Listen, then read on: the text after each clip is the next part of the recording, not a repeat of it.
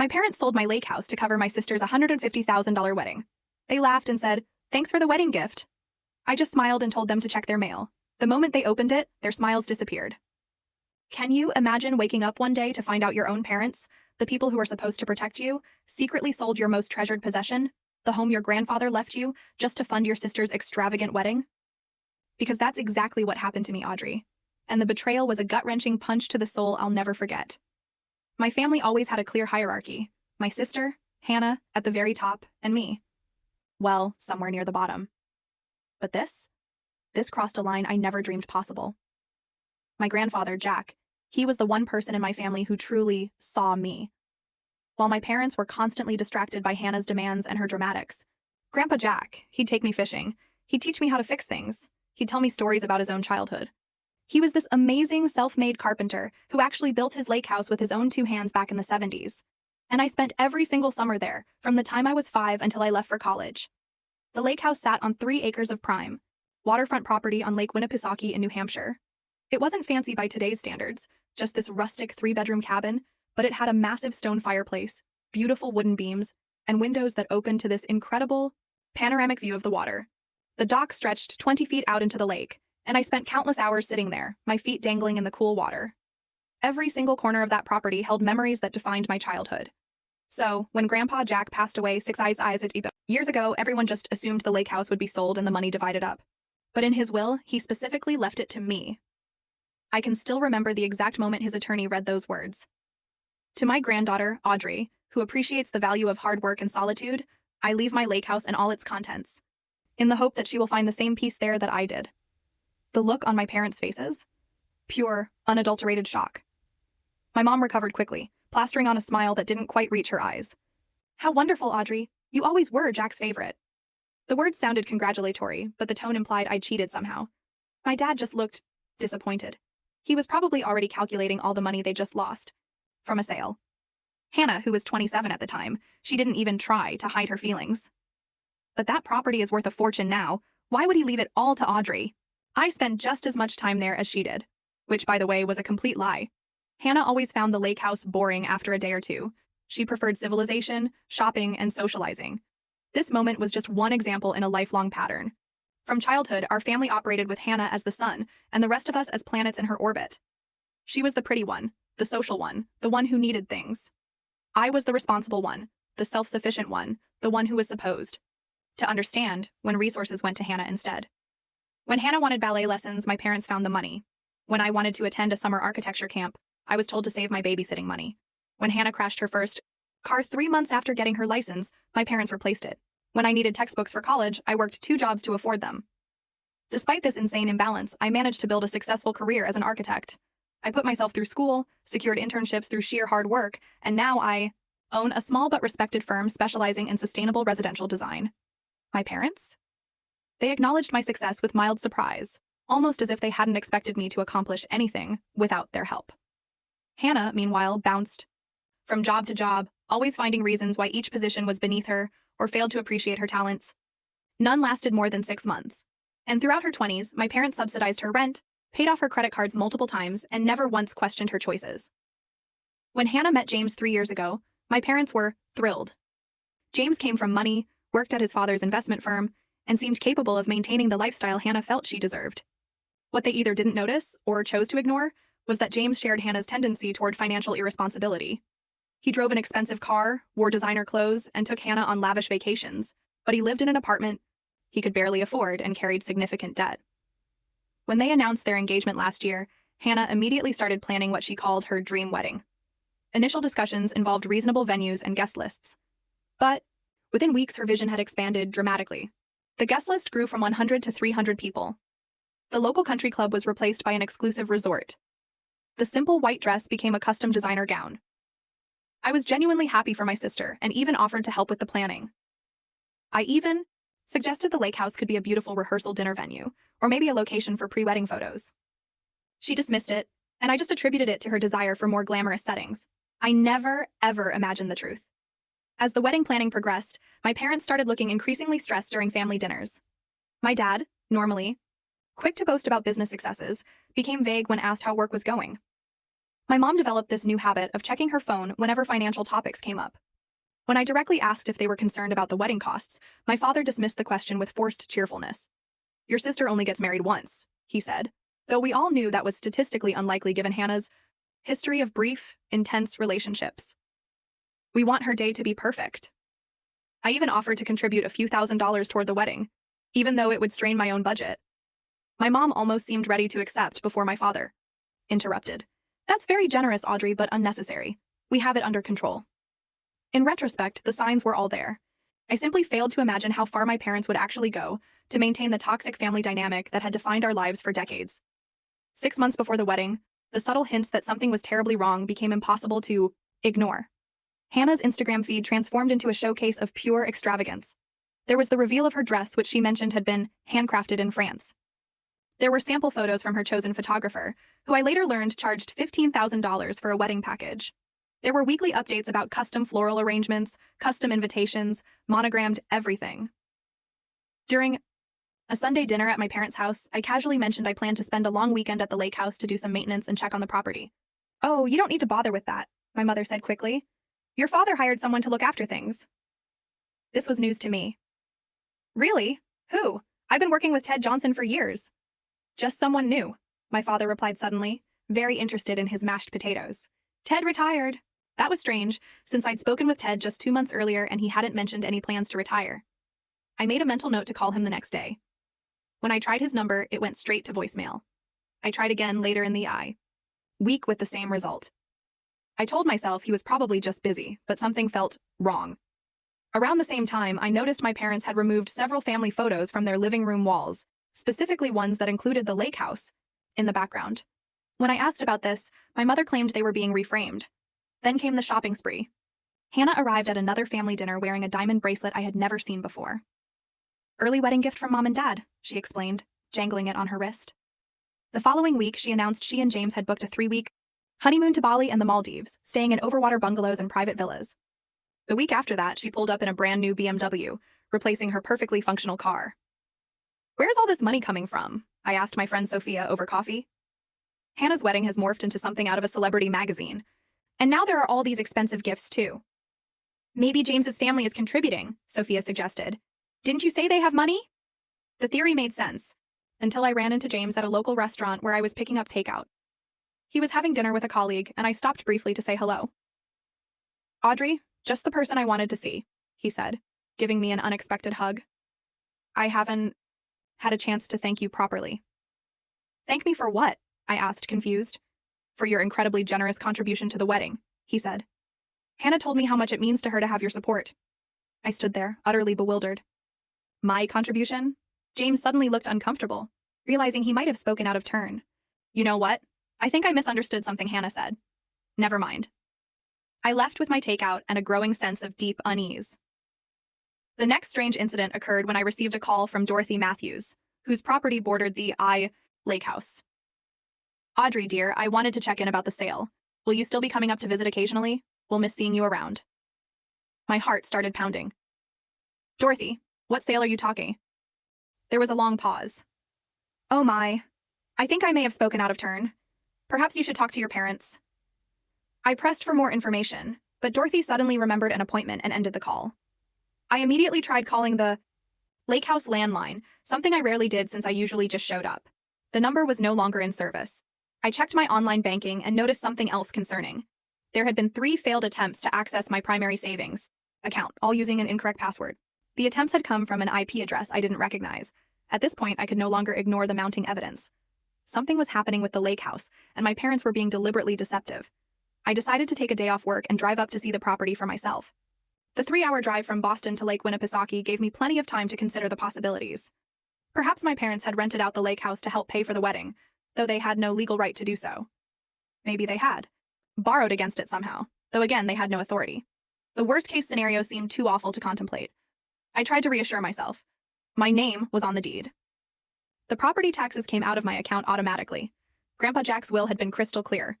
Whatever was happening, I told myself, could be fixed. As I turned onto the familiar gravel road leading to the lake house, I noticed fresh tire tracks that had carved deeper ruts than usual. The old wooden sign reading Whitaker's Rest that had hung at the entrance for decades was gone. Then I saw it. A moving truck. My first thought, bizarrely, was that someone was delivering furniture. Maybe my parents had decided to surprise me with new pieces for the lake house, though that would be wildly out of character. But as I pulled closer, I saw people carrying things out of the house, not in. A middle-aged couple stood in the driveway directing the movers. The woman was pointing toward the boathouse while the man checked something off on a clipboard.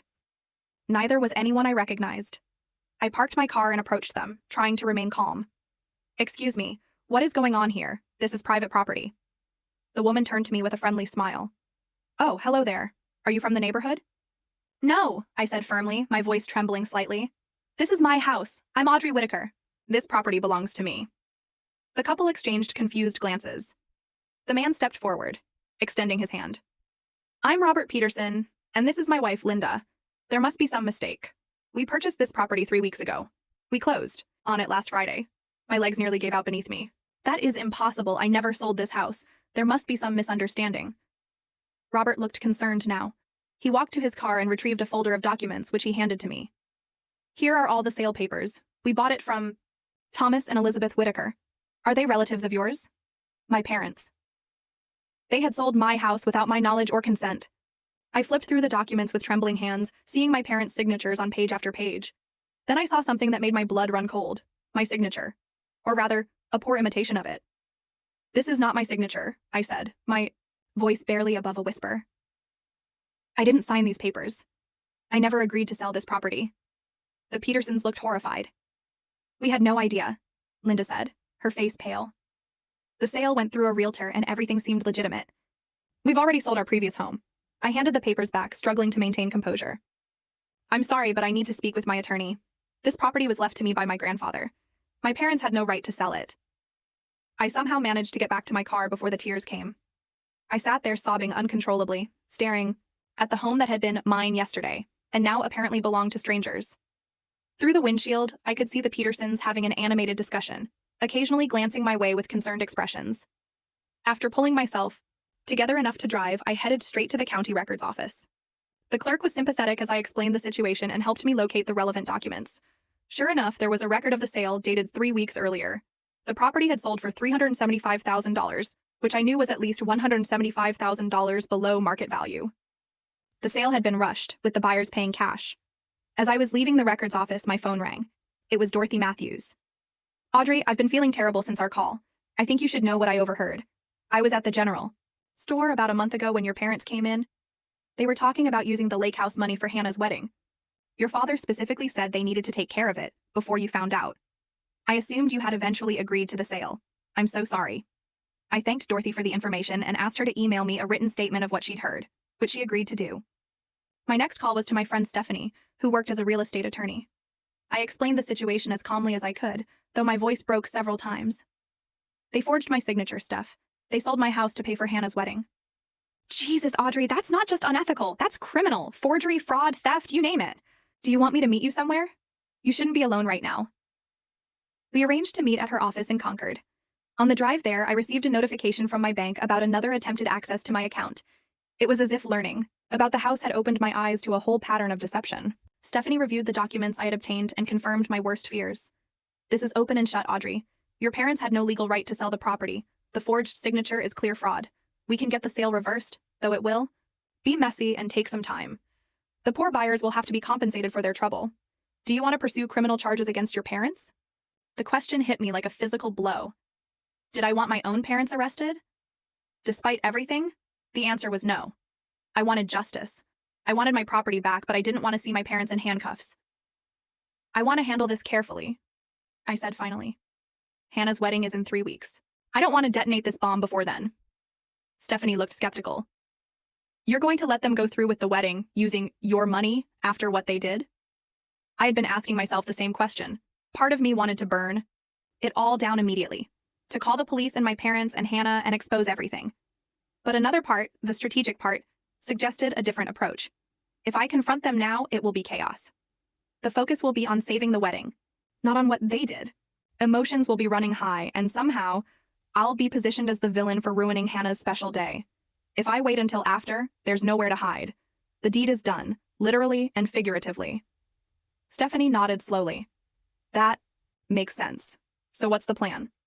We document everything now. We prepare all the legal paperwork. We get statements from Dorothy and anyone else who might have relevant information. We build an airtight case.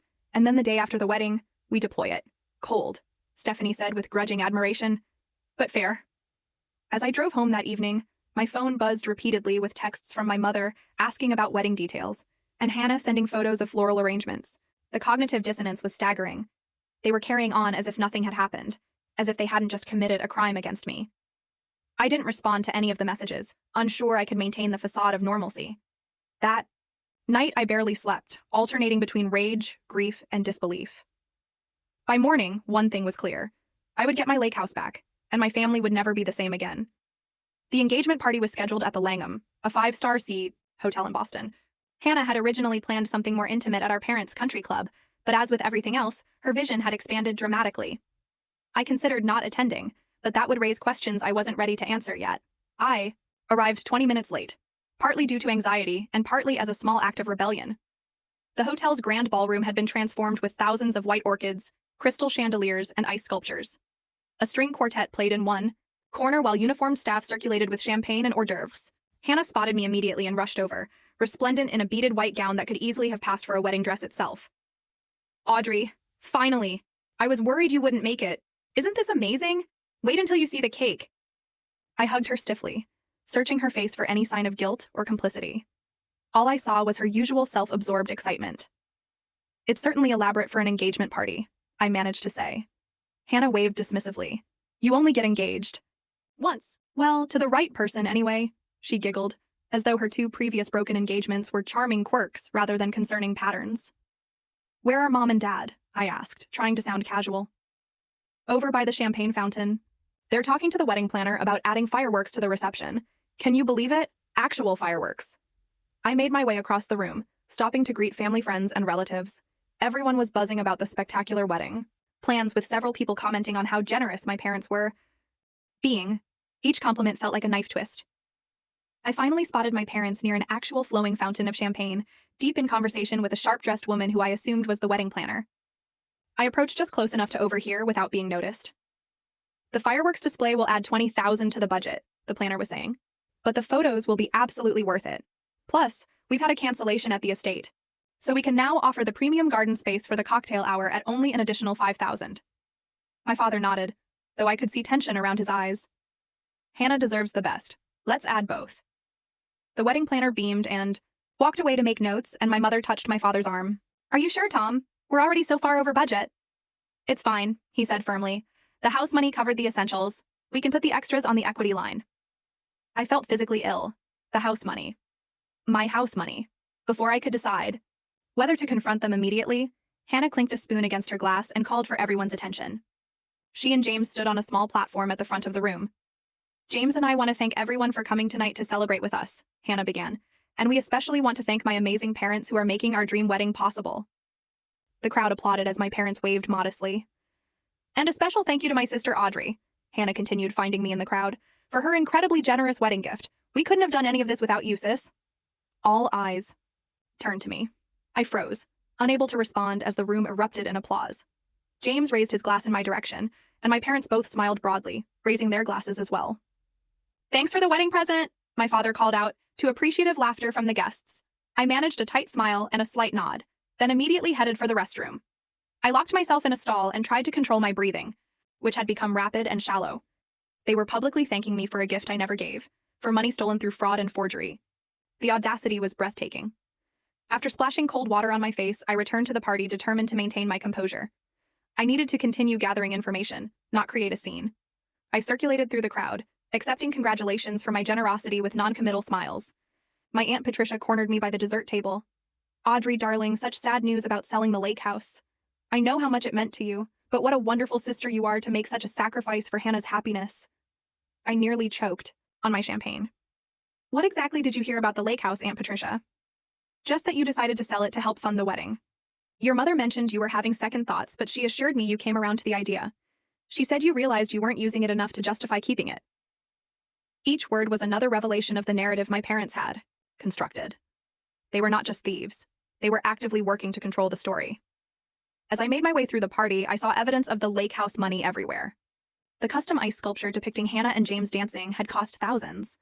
The party favors were monogrammed crystal champagne flutes. Even the restrooms had been stocked with designer toiletries and fresh flower arrangements. I finally encountered my parents near the gift table.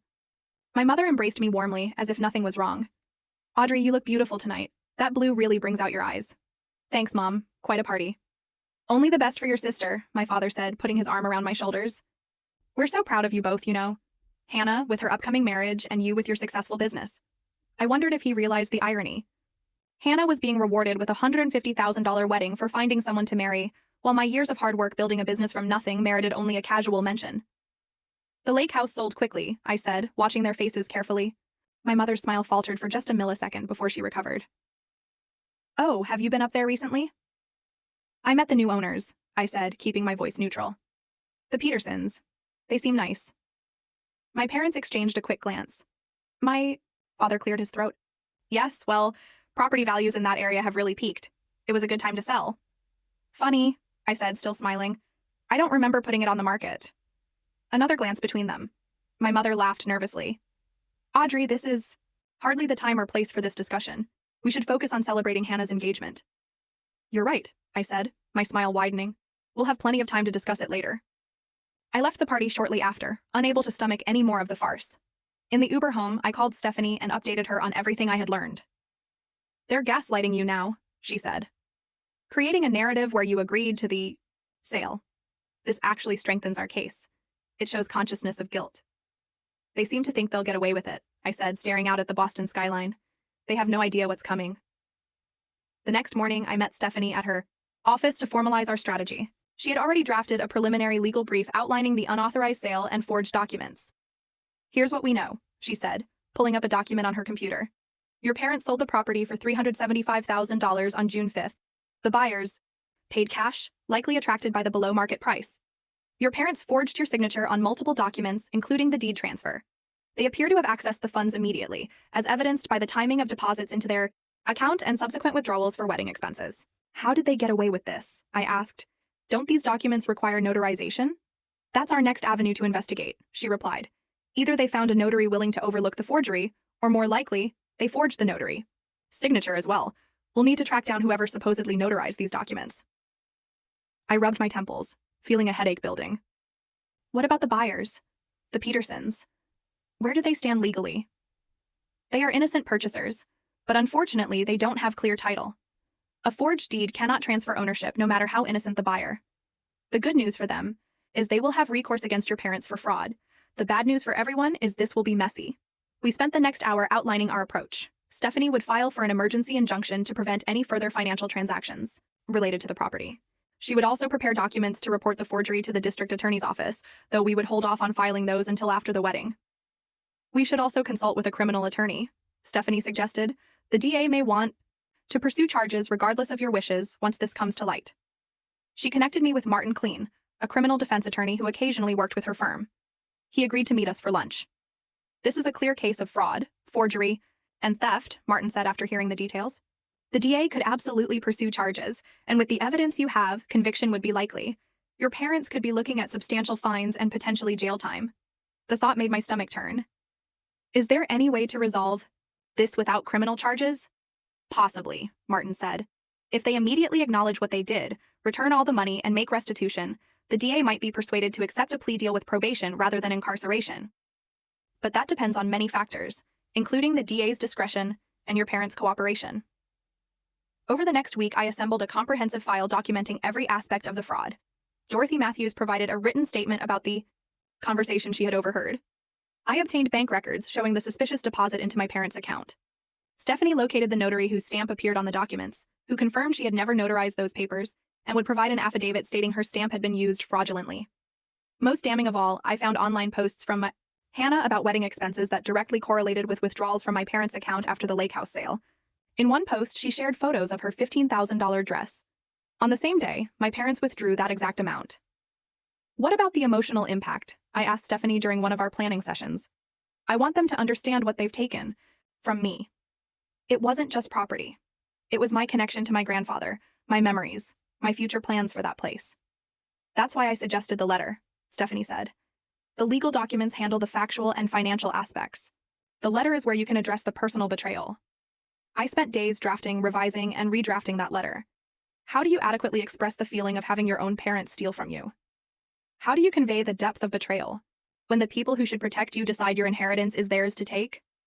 In the end, I kept it simple and direct. Mom and Dad, what you did was not just illegal. It was a profound betrayal of trust. The lake house was not just property. To me, it was my connection to Grandpa Jack, who saw me when the rest of the family didn't. It was my sanctuary when life became overwhelming. It was my future, my plans, my dreams.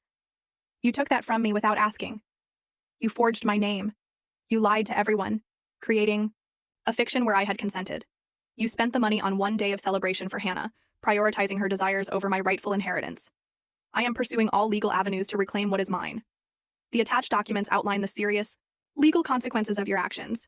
This could have been avoided with a simple conversation. Instead, you chose deception and theft. Hannah's wedding will proceed as planned.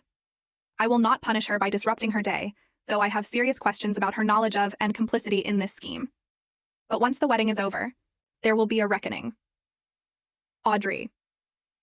As the wedding approached, maintaining the charade became increasingly difficult. Hannah sent daily texts with wedding updates. My mother called repeatedly about my bridesmaid dress fittings and rehearsal, dinner details. My father emailed asking if I was planning to give a toast at the reception. I responded to each communication with minimal engagement, pleading work commitments when possible. I attended the necessary pre-wedding events, including the final hour, dress fitting, and the rehearsal dinner, maintaining a detached politeness that several relatives commented on. "You seem distant, Audrey. Is everything okay?" my uncle asked during the rehearsal dinner. "Just busy with work," I replied with the smile I had perfected over the past weeks, and a bit tired from all the wedding excitement. The night before the wedding, I could barely sleep. I reviewed the plan one final time. Attend the wedding, maintain composure, allow Hannah her day. Then, the morning after, Stephanie would send the legal package to my parents via courier, and I would forward my letter via email. The reckoning would begin. As I finally drifted off to sleep, I thought of Grandpa Jack and what he would say about all this. I could almost hear his voice. "Stand your ground, Audrey. Some things are worth fighting for." The wedding day arrived with perfect weather, as if even nature was conspiring to give Hannah her ideal day. The ceremony was scheduled for 4 in the afternoon at St. John's Episcopal Church, with the reception to follow at the Rosewood Estate, one of the most exclusive venues in the region. I arrived at the church early for the bridesmaids' photographs. Wearing the pale pink gown Hannah had selected, the photographer positioned us on the church steps, arranging and rearranging us for the perfect composition. Hannah stood in the center, radiant in her custom French gown with its 15-foot train and delicate beadwork that had taken artisans hundreds of hours to complete. Throughout the photo session, I maintained my composure by mentally cataloging the costs. Hannah's dress, $15,000. Professional hair and makeup for the bridal party, $3,000. Photographer and videographer package, $15,000. Flowers for the church, $8,000. Each item represented another piece of my stolen property. Another memory of the lake house converted into ephemeral wedding trappings. The ceremony itself was elaborate, with a string quartet, professional opera singer, and custom-written vows. Hannah cried beautifully on cue, her makeup somehow remaining perfect. James looked handsome and polished in his designer tuxedo. My parents beamed from the front row, the proud architects of this perfect day. I performed my bridesmaid duties mechanically, holding Hannah's bouquet during the ring exchange, adjusting her train as needed, smiling for photographs. Inside, I felt nothing but a cold determination to see this through. After the ceremony, guests were transported to the Rosewood Estate via a fleet of vintage Rolls-Royce cars. The estate had been transformed with thousands of flowers, twinkling lights, and elegant drapery. Cocktail hour featured a raw bar, caviar station, and champagne fountain identical to the one from the engagement party. I circulated among the guests, accepting congratulations on my sister's behalf, and deflecting questions about the lake house with vague responses. It was a difficult decision, I would say, or we sometimes have to make sacrifices for family. Dinner was served in the estate's grand ballroom, where each table featured elaborate centerpieces of orchids and roses. The menu included Wagyu beef, butter-poached lobster, and gold-flake desserts. A 10-piece band played on a custom-built stage, and professional dancers had been hired to encourage guests onto the dance floor. During the toasts, my father stood and raised his glass. "To my beautiful daughter Hannah, and her wonderful new husband, James, your mother and I could not be prouder. We have spared no expense to make this day perfect for you, because you deserve nothing but the best." The crowd applauded enthusiastically. I took a long sip of champagne to avoid having to smile. Hannah's maid of honor gave a touching speech about their friendship, and then James's best man shared amusing anecdotes about the groom. Finally, Hannah herself stood up, slightly tipsy from champagne. "I just want to thank everyone who made this day possible," she said, her voice thick with emotion. "My amazing parents, who gave me everything I ever wanted. My wonderful new husband, who I love more than anything. And my sister, Audrey, who made the biggest sacrifice of all." She turned to look at me. "I know how much that lake house meant to you, and the fact that you were willing to let it go for my special day means more than I can say." The room erupted in applause. I felt dozens of eyes on me, expecting some response. I raised my glass slightly and nodded, not trusting myself to speak. As the evening progressed, the alcohol flowed freely and the dance floor filled. The cake, cutting, the first dance, the father-daughter dance, all unfolded according to plan. I remained on the periphery, observing it all with detached interest, like an anthropologist studying an unfamiliar culture's rituals. Around midnight, as the party was still in full swing, my parents cornered me near the dessert table. "You've been quiet all day," my mother said, her words slightly slurred from wine. "Are you not having a good time?" "It's a beautiful wedding," I replied neutrally. "The best money could buy," my father said with a wink. "Or the best lake house could. Buy, I should say." He laughed at his own joke. "We never properly thanked you," my mother added, squeezing my arm, "for understanding about the house. It really was the only way to give Hannah the wedding she deserved." I looked at them, these two people who had raised me, who had just admitted to stealing from me as casually as commenting on the weather. A strange calm settled over me. "You should check your mail tomorrow," I said with a slight smile. My father frowned. "What? Why?" "Just some information I think you'll find interesting," I said. "Enjoy the rest of the evening." I walked away, leaving them looking confused. It was the only moment of satisfaction I had felt all day. The wedding concluded with a grand sparkler send-off as Hannah and James departed for their 3-week honeymoon in a vintage Bentley. Guests tossed rose petals and cheered as the car pulled away. My parents stood arm in arm, looking exhausted but triumphant. I returned to my apartment and sent a text to Stephanie. "Wedding complete. Proceed as planned tomorrow." The next morning, at precisely 9:12 a.m., a courier delivered the legal package to my parents' home.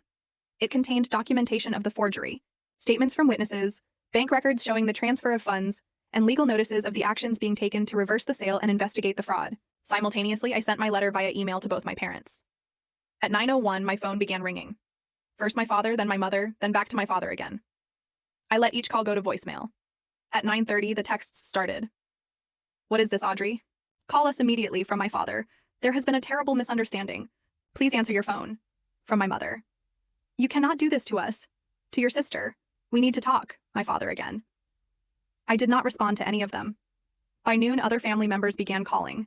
Apparently, my parents had started reaching out to relatives, either for support or to try to manage the narrative. My phone buzzed constantly with messages expressing confusion, shock, and in some cases, outrage on my behalf. At 1 p.m., I received a call from an unknown international number. It was Hannah, calling from her honeymoon. "What the hell, Audrey? Mom and Dad are completely freaking out. They said you're suing them on the day after my wedding. How could you be so selfish?" "Did they tell you why I'm suing them?" I asked calmly. "Something about the lake house. They said you changed your mind about helping with the wedding and now you're being vindictive." "Hannah," I said, my voice steady. "They forged my signature and sold my house without my permission. They stole from me to pay for your wedding. Did you know about?" There was a long pause. "I knew they were using money from the lake house sale," she finally said, her voice smaller. "But they told me you had agreed to it, that you were doing it as a wedding gift. And you believed." "That?" I asked, a mix of anger and disbelief rising in my chest. "That I would give up my inheritance from Grandpa Jack for your one-day celebration?" "It's not just one day," she protested weakly. "It's my marriage, my future with James." "Your marriage and future with James have nothing to do with stealing my property," I said. "If you knew nothing about the forgery, then my issue is not with you. But if you were complicit in any way, there will be consequences for that too." Hannah started crying. "You're ruining everything. We're going to have to come home early now. James is furious." "I'm sorry your honeymoon is being interrupted," I said, not feeling sorry at all. "But this is a situation of Mom and Dad's making, not mine." After hanging up, I turned off my phone. I needed space from the barrage of family drama.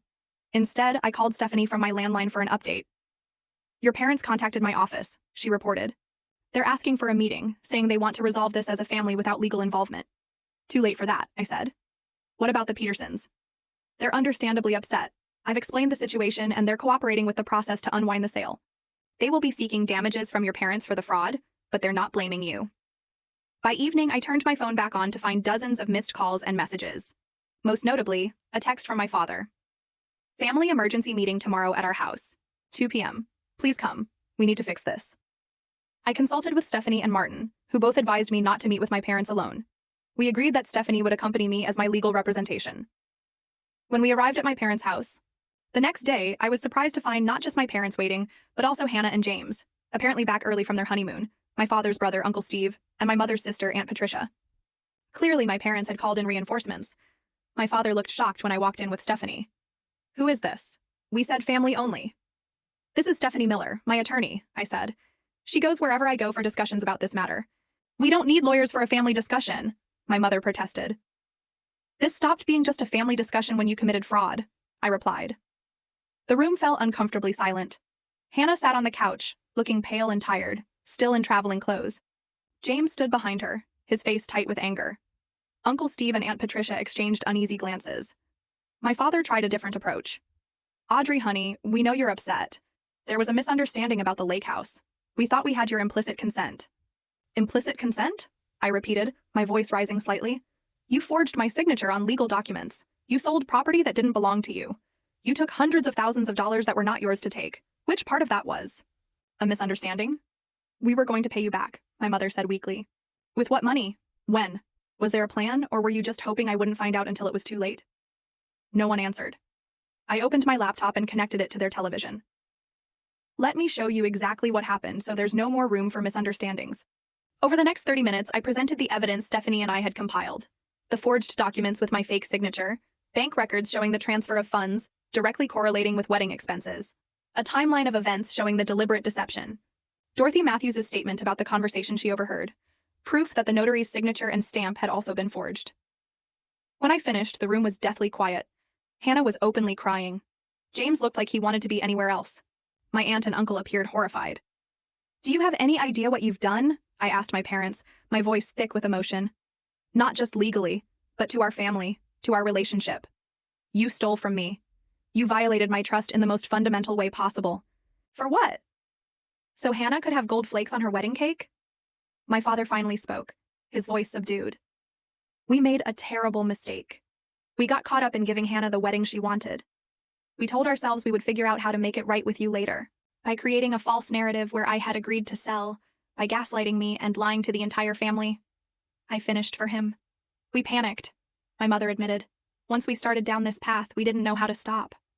Hannah looked up, her makeup streaked with tears. I didn't know they forged your signature, Audrey. I swear they told me you had agreed to help with the wedding by selling the lake house. I thought it was incredibly generous, but not impossible. You've always been the responsible one, the one who makes sacrifices. The last sentence hung in the air, unintentionally revealing the core family dynamic that had made this entire situation possible in the first place. I had always been expected to sacrifice for Hannah. This was just the most extreme version of a pattern established long, long ago. What happens now? My father asked, looking at Stephanie. That depends partly on Audrey, she replied. The legal process to unwind the fraudulent sale is already underway. The Petersons will need to be compensated for their troubles. There will be financial penalties and legal fees. As for criminal charges, that will be up to the district attorney, though Audrey's wishes will carry significant weight. All eyes turned to me. I want my house back, I said firmly. I want every penny that was taken from me returned, plus interest and damages. I want a public acknowledgement of what you did and an apology to everyone you lied to about this. And I want you both to get counseling to understand why you thought this was acceptable. My parents nodded mutely. As for criminal charges, I continued, I don't want to see you in jail, but that may not be entirely up to me. What you did was a crime, and there may be consequences beyond what I can control.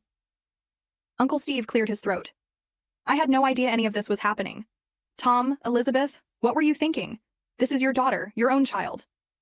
We always favored Hannah, my mother said quietly. We never meant to, but we did. She needed more, demanded more, and we responded to that. Audrey was always so capable, so self-sufficient. We took her for granted. That's not an excuse for theft, I said. No, it's not, my father agreed. Nothing excuses what we did. We betrayed you, Audrey. We violated your trust, and we are so, so sorry. Their apology felt both genuine and wholly inadequate. The damage was done. Trust, once broken at such a fundamental level, could not be easily repaired. We will do whatever it takes to make this right, my mother added. I looked around the room at my family, seeing them with new clarity. The parents who had always prioritized Hannah's wants over my needs. the sister who had benefited from this dynamic her entire life, the extended family who had observed but never intervened. Making this right will take time, I said finally, and things will never be the same between us. That's the real cost of what you did. As Stephanie and I left the house, I felt a strange mix of vindication and sadness. I had stood up for myself, but at what cost? The family I had known was irreparably changed. Yet somehow I also felt lighter, as if a burden I had carried for years had finally been set down. The legal aftermath unfolded over the next 6 months. The sale of the lake house was invalidated, with the court ruling that the forged documents could not transfer legal ownership. The Petersons were understandably upset, but ultimately settled for a compensation package that included all their moving expenses, legal fees, and additional damages for the inconvenience. My parents liquidated investments and took out a home equity loan to repay me the full value of the property, plus interest and damages. They narrowly avoided criminal charges after the district attorney agreed to a deal that included community service, financial restitution, and mandatory counseling. The lake house returned to my possession, though not without emotional complications. The first time I visited after regaining ownership, I sat on the dock for hours, reconnecting with the property and processing everything that had happened. The space felt different, somehow tainted by the betrayal, yet still fundamentally mine. I spent that summer restoring the lake house, both physically and spiritually. I replaced the locks and installed a security system. I repainted walls, refinished floors, and updated the kitchen that had remained largely unchanged since Grandpa Jack's time. Each improvement felt like reclaiming the space, making it mine again. My relationship with my family entered a new phase. Hannah and I spoke infrequently. At first, our conversations were awkward and strained. She had returned most of the wedding gifts after learning the truth. Though she and James remained married, their honeymoon had been cut short, and the fairy tale beginning to their marriage had been irreparably tarnished. During one of our rare phone calls, Hannah finally asked the question that had clearly been bothering her. Would you have helped with the wedding if they had asked you directly? Would you have sold the lake house voluntarily?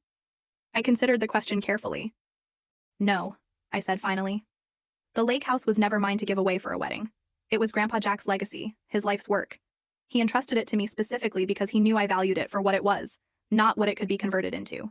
I might have contributed some money to your wedding, but the house was never an option. Hannah was quiet for a moment.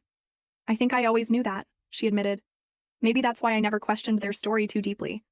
It was easier to believe you had agreed than to face the truth. My parents and I established a careful distance. We spoke monthly, met occasionally for brief meals, but the easy familiarity was gone.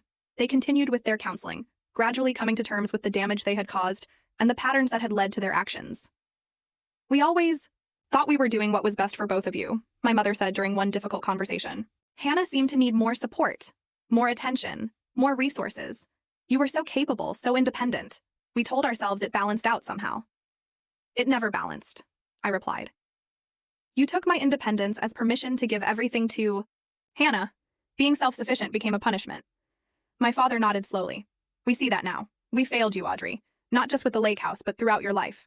We took your strength for granted instead of nurturing it. These conversations were painful, but necessary. They represented the first honest exchanges we had ever had about the family dynamic that had shaped all our lives. 6 months after the wedding, I held a small gathering at the restored lake house. I invited close friends who had supported me through the ordeal, as well as a few extended family members who had reached out with genuine concern. My parents and Hannah were not invited, a boundary that felt necessary for my healing. As we sat around the fire pit that Grandpa Jack had built with his own hands, watching the sunset over the lake, my friend Sophia raised her glass. To Audrey, who taught us all that standing up for yourself is not selfish. It is necessary. The simple toast brought tears to my eyes. For so long, I had accepted the narrative that putting my own needs first was somehow wrong. That sacrifice was my designated role in the family. Breaking that pattern had been painful, but essential. The lake house became my sanctuary in a new way. I began spending 1 weekend a month there, sometimes alone, sometimes with friends. I established new traditions, new memories. I planted a garden that bloomed in spring, built a reading nook in the sunroom, and learned to sail on Grandpa Jack's old boat that I had carefully restored. A year after the wedding, Hannah and James welcomed their first child, a daughter they named Emma. The birth created an opportunity for cautious reconciliation. I visited them in the hospital, holding my tiny niece and feeling the complicated emotions of family bonds that persist despite deep wounds. I want her to know her Aunt Audrey, Hannah said, watching me rock the baby. I want her to know the lake house and Grandpa Jack's legacy. I want things to be different for her than they were for us. It was the closest thing to a genuine apology I had received from my sister, and an acknowledgement that the patterns needed to change for the next generation.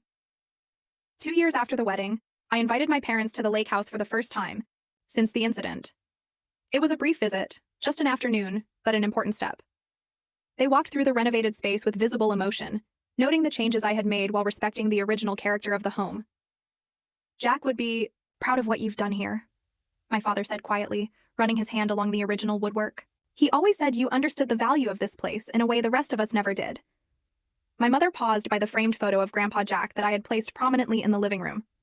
"We lost sight of what matters," she said. "We got caught up in appearances, in Hannah's demands, in our own insecurities as parents. We forgot that some things are worth more than money can measure." Their visit was neither a full reconciliation nor a complete forgiveness, but rather an acknowledgement that healing is a process, not an event. Some trust might eventually be rebuilt, but our relationship would never return to what it was before. Perhaps that was for the best. The most important lesson I learned through this ordeal was about the nature of boundaries. For years, I had allowed my family to take advantage of my independence and resilience. I had accepted less, while Hannah received more, telling myself it didn't matter, that I didn't need their support or approval. But in doing so, I had enabled the very dynamic that ultimately led to the theft of my inheritance. Standing up for myself was not just about reclaiming the lake house. It was about reclaiming my place in the family narrative. It was about saying clearly, I matter. My needs matter. My inheritance matters. My boundaries matter. 3 years. After the wedding, I stood on the dock at sunset, watching the light play across the water. The lake house was fully mine again, in every sense. I had defended it, reclaimed it, restored it, and made new memories within its walls. Grandpa Jack's legacy continued, not just in the physical structure, but in the strength he had seen in me long before I recognized it in myself. Now, as I prepare to end this story, I want to ask you a question. Have you ever had to stand up to family members who crossed important boundaries? How did you handle it? And what did you learn from the experience? I would love to hear your thoughts in the comments below. And if this story resonated with you, please hit that like button, subscribe to my channel for more stories about family, dynamics, and personal growth, and share this with someone who might need to hear that it's okay to protect what is rightfully theirs. Thank you for listening to my journey. And remember, sometimes the most important relationships we need to honor are the ones with ourselves.